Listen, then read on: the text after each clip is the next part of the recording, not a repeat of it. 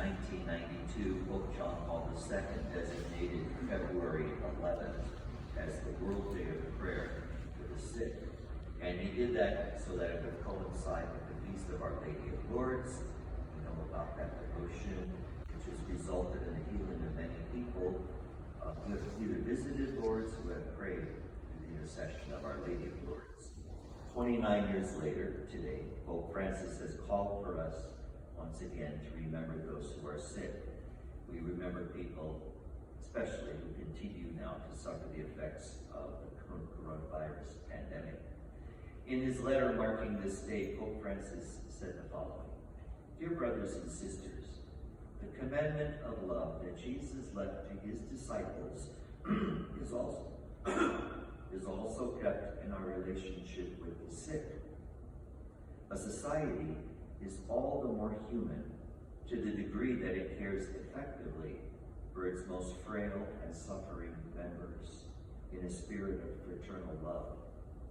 Let us strive to achieve this goal so that no one will feel alone, excluded, or abandoned." You know, our concern for the sick is an extension of the way Jesus ministered to people who were suffering.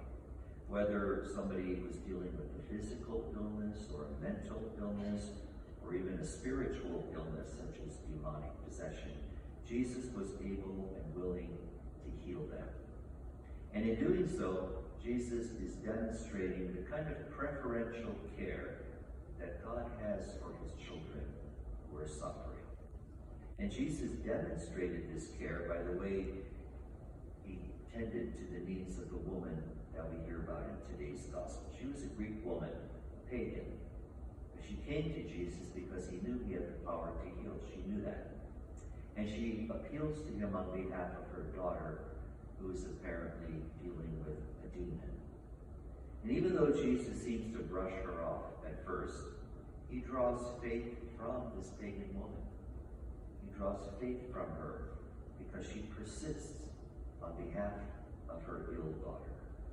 And the fact that Jesus responded to her plea demonstrates that God's mercy and care are not limited to believers, but is available to all people. All who call upon God with a sincere heart are heard and answered. Today we sometimes wonder, why doesn't Christ heal people in the same way that he once did in his earthly ministry? Well, to be certain, Christ does offer healing, usually by granting grace and strength and patience to people who are sick. It seems to me that the real work, the tangible work of healing has been turned over to us. In the name of Christ, we are the ones who reach out to people who are sick, to offer comfort and support.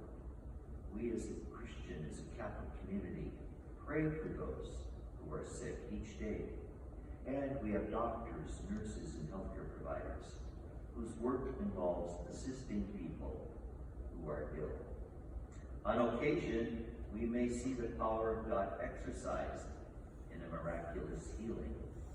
But I think that for most of us, we are called to imitate the patience of Jesus, who bore his cross, who embraced the pain of the cross.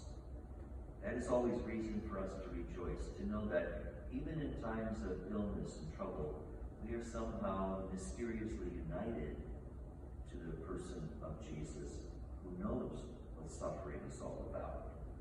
For most of those who are sick, they learn to depend in a humble way on the care that is offered by their